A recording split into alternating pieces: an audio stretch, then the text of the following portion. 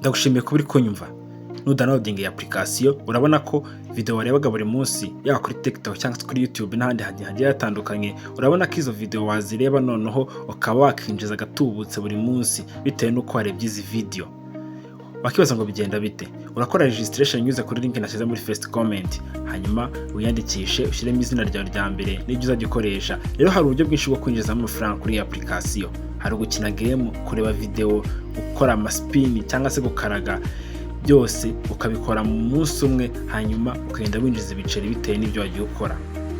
Hanyuma ukabona ko kubikuza ibi biceri ushobora kubikuriza kuri ukoresheje Bitcoin cyangwa se Dogecoin kuri izo wallets zigiye zitandukanye ku ma exchange agiye atandukanye.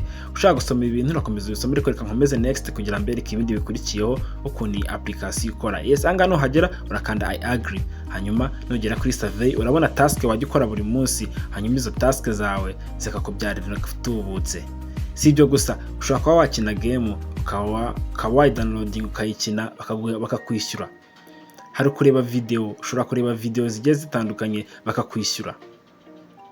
Ahangaha ngira ngo mubyumve neza, iyo ukoze withdraw ushobora kuyikorera kuri Bitcoin cyangwa kuri Dogecoin wallet zigiye zitandukanye ukuye mu ma exchange agiye atandukanye, yaba Binance cyangwa se OKX. Ibi nkunda kubivuga cyane. Hanyuma ushyiramo password akoresheje withdraw. Niyo ufite igiceri kimwe, ahangaha urabikurika bigakunda neza 100%. Urabona ko nyifiteho ze bitewe n'uko maje kubikuza mu kanya. Nuko washyiraho ibiceri runaka urabikuza bigakunda. Gusa hari icyo tuba tugomba kwitondera kuri izi online business. Nubwo tubereka uburyo bwiza bwo gukoreramo amafaranga, gusa utitwaye neza cyangwa se ntukande subscribe, ubu buryo bushobora kuzakubyarira igihombo bitewe n'uko wamenye iyi website cyangwa se iyo business utinze.